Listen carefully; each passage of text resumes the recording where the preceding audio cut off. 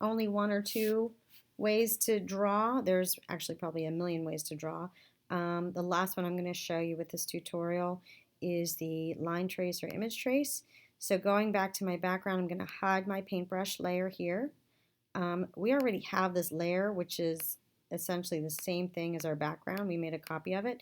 So I'm going to click on this layer one copy and drag it to the top. Click and drag and double click the words. So I can call this, I think if it's, I don't know if it's called live trace, image trace, no, image trace, sorry.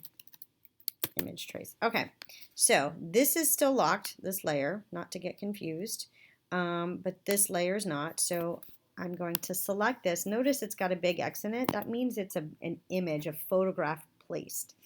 Up here, I'm getting image trace. There's also, you'll get an option over here, but we're going to go to image trace up here.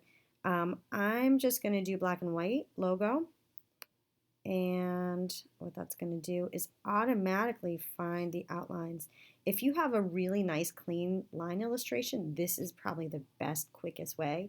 Because right now, if I Command Y, there's no vector art. It's just placed image. To get this to be vector, I need to click on expand. And now, wow, I got it all done. The only thing is, and I'm just going to hide, let's go back. I'm going to hide that background, so this is literally just the vector art. You could see because my line art wasn't great, my picture wasn't great, it was really dark down here, so it gave me that. Also, if I click here with the white arrow tool, I'm just going to fill that with pink. So you can see too, it gives me some weird separations. For now, don't worry about it. I'm just going to highlight with the white tool just this point, which is going to delete, and that just gets rid of that background. I'll go more in depth later on how to get rid of some of this stuff. But that's just probably the quickest way. The only problem is now you can see my lines. I'm missing some lines.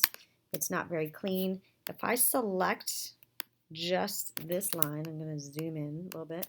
And the way you know you've selected, if I click here, the blue dot means I've selected that point, so I can just move that line if I want to smooth it out. If I select here, these dots are still white, so if I click and drag, it's just going to move that line and not the point. Another thing I can do, I mentioned the smooth tool, and I always forget where it is. I think it's under the pen if I click and hold. Now, I'll figure it out later, but there's a way that I can click and drag over this and it cleans up some of those jaggedy edges, but I'm not going to worry about that for now.